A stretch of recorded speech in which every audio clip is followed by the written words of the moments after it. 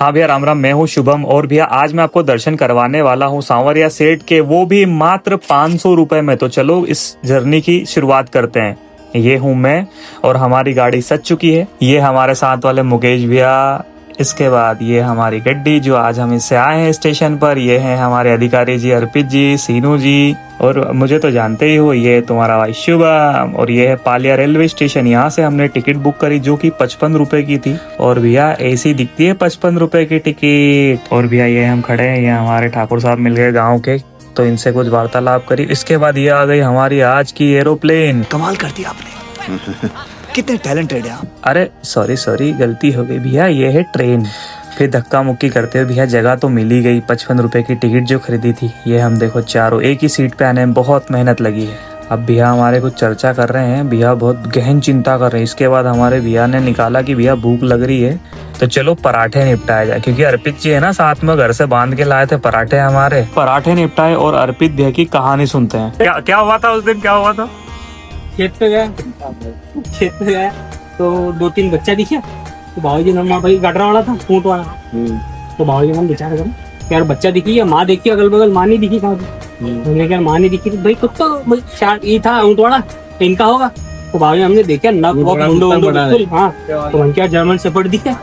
बाबू ना उठे लाया, बस घर उठे लाया। अब 3-4 दिन के लिए छाती से यहाँ लिप्टन डब्बे नहलाया, धुलाया, खिलाया पिलाया, बढ़िया। अब 4 दिन बाद वो शाड़ भुगते रहे धीरे।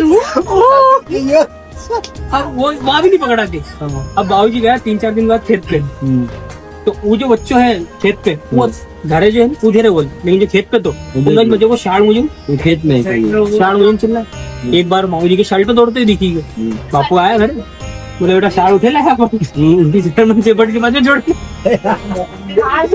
क्या दत्ते के शाल्टा ले आए तो भैया, ये हमारे अर्पित भैया देखो शाल्टा ले आए थे जर्मन शेफर्ड के चक्कर में।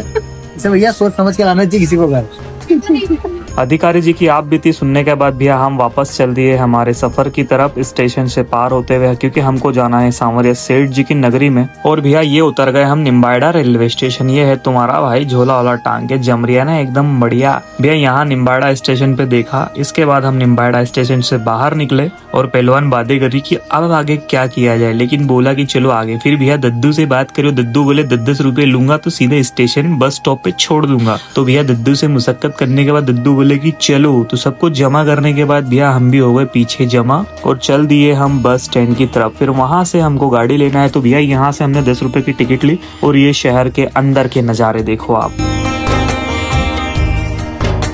भैया दद्दू ने उतारा बस स्टैंड पर और वहां पर हमसे मिलने आए थे हमारे 2 भाई। तो चलो मैं उनसे मिलवाता हूँ। सबसे पहले ये है हमारे लक्ष्य भाई जो बहुत अच्छा कंटेंट बनाते हैं। ये है तरुण भाई, दोनों भाई से मिले। उसके बाद भैया बोले कि चलो कचौरी निपटाएंगे। भैया निम्बाड़ा में यहाँ की कचौरी बहुत ही फेमस है, मौसम बहार जिसका नाम है। और भैया यहाँ पर कचौरी निपटाई। ये देखो सारे लोग बैठे हुए कचौरी के इंतजार में। और ये रही एरोप्लेन। पहले हम इससे जाने वाले थे, लेकिन भैया भीड़ देखकर हमने यहाँ की टिकट कैंसिल कर दी। सारे भाई लोग कचौरी, और भैया यहाँ हींग का पानी बहुत ही अच्छा मिलता है। ये हमारे लक्ष्य भाई ने कचौरी दी कि भैया कचौरी निपटाओ। कचौरी निपटाई भैया और बहुत ही अच्छा लगा। कचौरी निपटाने के बाद भैया एक बार फिर हींग का पानी निपटाया कि भैया पानी तो फिर से पियेंगे। और भैया जैसे ही पानी निपटा उसके बाद हमें मिल गई लीसा जी। तो लीसा जी क्या कहते हैं सुनो।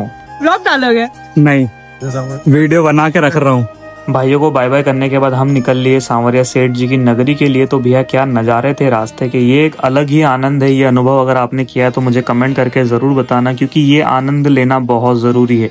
इसके बाद हम बीच में रुके, माता जी का मंदिर आता है, वहाँ पर मार्केट में घूमे और माता रानी के दर्शन किए। प्रेम से बोलो जय माता दी। माता रानी के दर्शन करने के बाद हम चल दिए वापस सांवरिया सेठ जी की नगरी के लिए। भैया ये आनंद भी एक अलग ही अनुभूति देता है। अगर आपको भी ऐसा एक्सपीरियंस है तो भैया कमेंट करके जरूर बताना भी।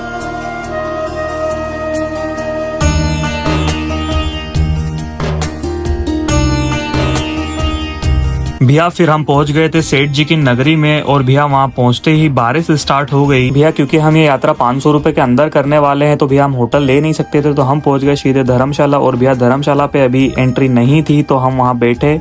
और भैया आपको तो पता ही है कि भूख लग जाती, तो भैया हमने फिर निपटाए पराठे, क्योंकि हम तो घर से लेकर गए थे पराठे। और भैया एक एडवाइस दे रहा हूँ, अगर आप भी कहीं जाओ फैमिली के साथ या दोस्तों के साथ, तो खाने की चीजें घर से जरूर लेके जाओ। इसके बाद भैया ये देख रहे हो आप, लाइन लगी हुई है धर्मशाला में रूम के लिए। और भैया हम भी इसी धर्मशाला में ठहरे थे।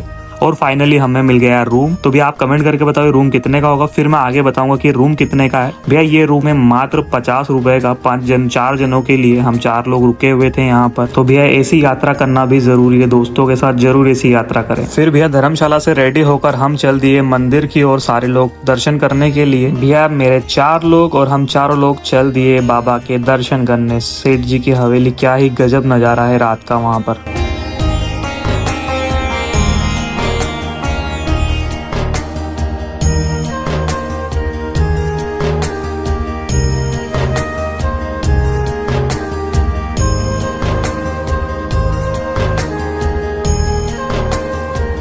भैया मंदिर के अंदर पहुंचे और हमने किए दर्शन सेठों के, सेठ सांवरिया सेठ के। तो भैया कमेंट करना ना भूले, बोलो सांवरिया सेठ की जय हो। दर्शन किए, मंदिर से बाहर आए और भैया हम सब लोगों ने खाया खाना रात का। और ये मुश्किल से 70-80 रुपए की प्लेट थी भैया, जिसमें अच्छा खाना मिल गया था। उसके बाद भैया धर्मशाला आया और भैया बोले कि चाय पीना पड़ेगी। तो भैया ये चारों लोग आ गए चाय पीने, अर्पित जी चाय पिलाते हुए। ये धर्मशाला है भैया, यहाँ पर 50 रुपए से रूम मिल जाता है, 100 रुपए में तो बेड के साथ मिल जाएगा आपको। अगर आप भी आते हैं तो एक बार ट्राई जरूर करें। उसके बाद सुबह उठे, रेडी हुए, चाय पीकर हम चल दिए बाबा के दर्शन करने। चारों लोग, चारों ने एक जैसे कुर्ते सिलवाए हैं भैया इसके लिए कि चलो दर्शन करेंगे। इसके बाद हम चल दिए बाबा के दर्शन करने। तो चलो साथ में दर्शन करते हैं। और कमेंट में जय सांवरिया सेठ लिखना बिल्कुल ना भूले। अरे हाथी घोड़ा पाल की जय, कन्हैया लाल की जय, जय श्री राम।